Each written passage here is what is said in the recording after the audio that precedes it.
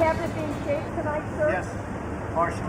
Will you be announcing? We're doing this again tomorrow. Is General Bannon going to be Secretary of Defense? Well, we think he's a great guy. I mean, he's some great man. So we heard that a Navy. We'll hear some things tomorrow. The president-elect and the vice president-elect last night talking about the Trump transition. We spoke today on America Talks Live with Tea Party Nation creator Judson Phillips and the Thomas L. Rhodes Fellow at the National Review Institute, Ian Tuttle, and got their assessment of how this transition is going. So we saw Donald Trump wrapping up his weekend of meetings at the golf course he owns in New Jersey over the weekend. Before departing for New York, Mr. Trump told reporters that his cabinet was partially complete and we should hear more announcements soon. Judson, let me get the Tea Party perspective. Your take on the transition and the people Mr. Trump has named thus far. Well, so far, I think the transition's been pretty good, and it's, excuse me. And I think for a lot of people, it's been a pleasant surprise.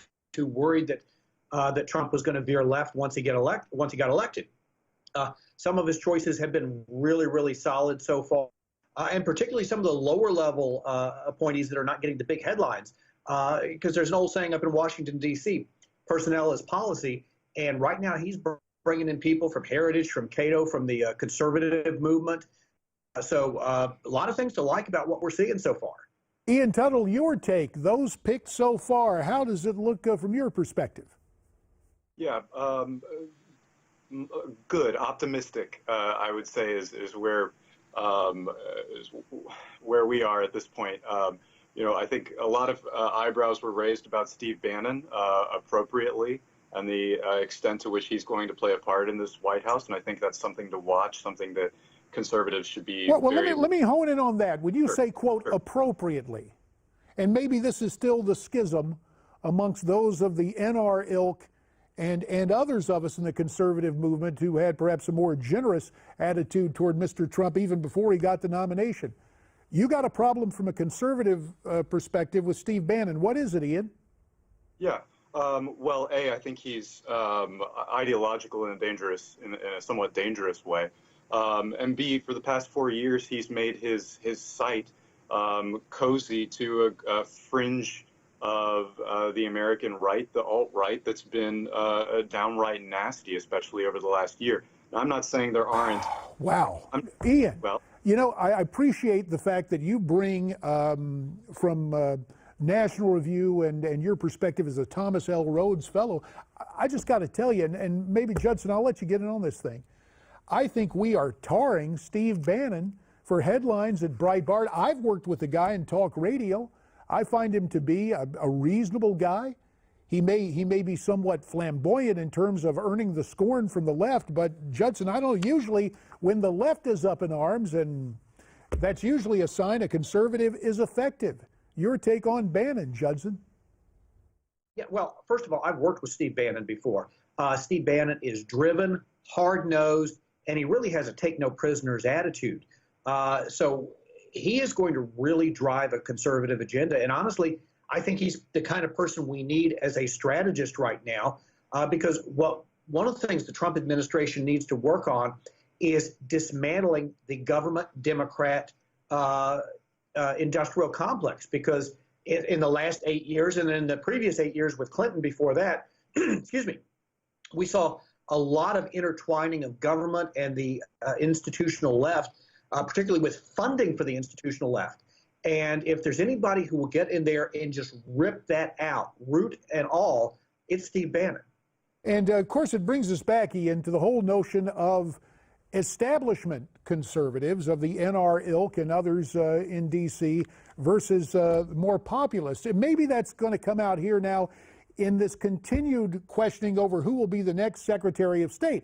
Right now, it's looking, based on reports, as if it'll be a Rudy versus Romney fight, Giuliani versus Mitt Romney for Secretary of State. And of course, there was Mitt in New Jersey visiting with Donald Trump amidst all the criticisms he had. And not to be outdone, Rudy also showed up in New Jersey for a visit. So Ian, from your perspective, is Romney your pick for that job?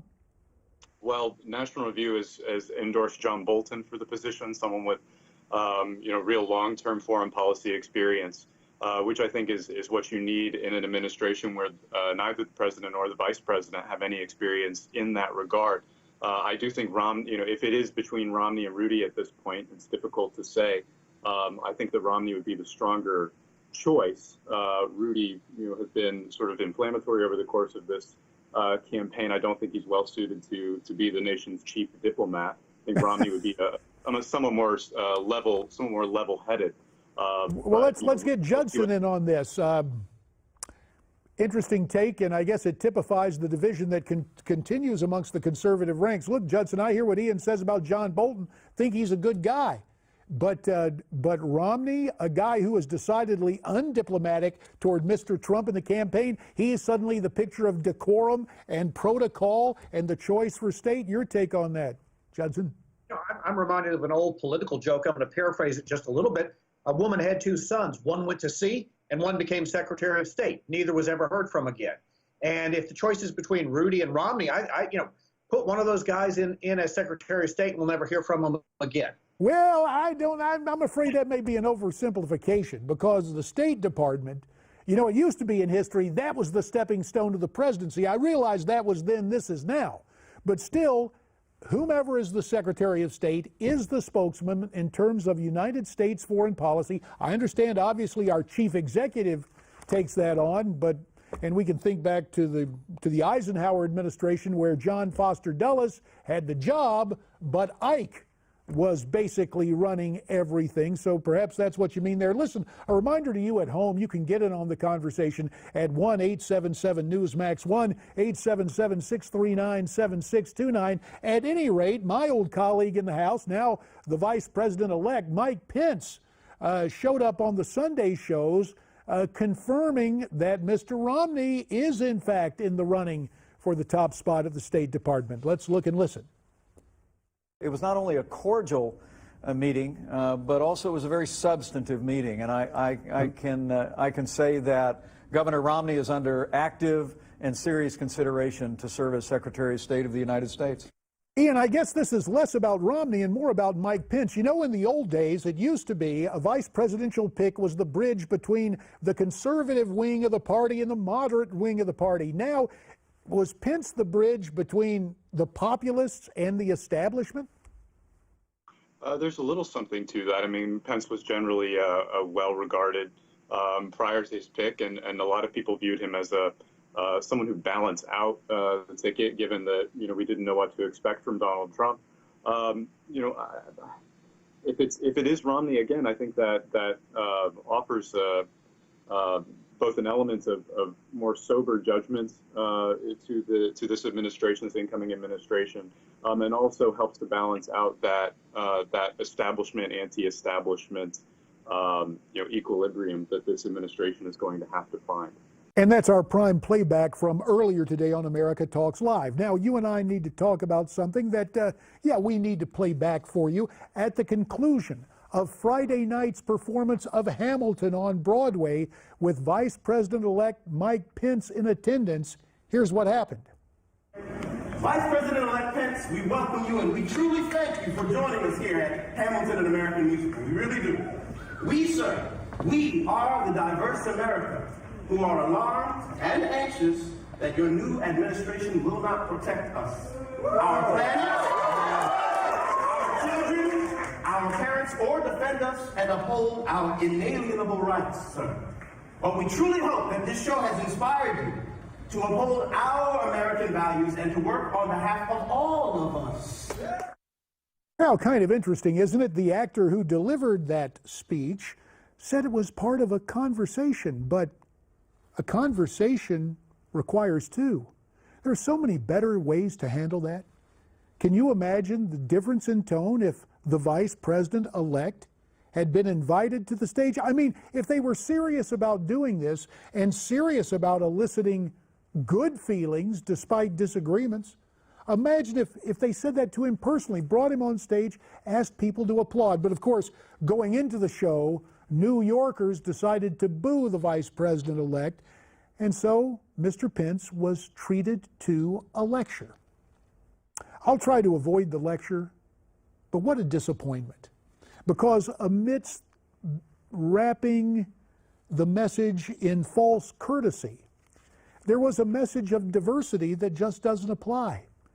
Do you know when they were doing the casting calls for Hamilton, they specifically said white actors need not apply? So much for diversity. And that is so often the case with the left, saying one thing, doing another. No, that was no conversation. It was an embarrassment, and it could have been handled so much better. Still to come, the view of our election from South Africa and the economy there. Daniel Silk joins us to tell us what's going on and the view of our friends from South Africa, coming up next on Newsmax Prime.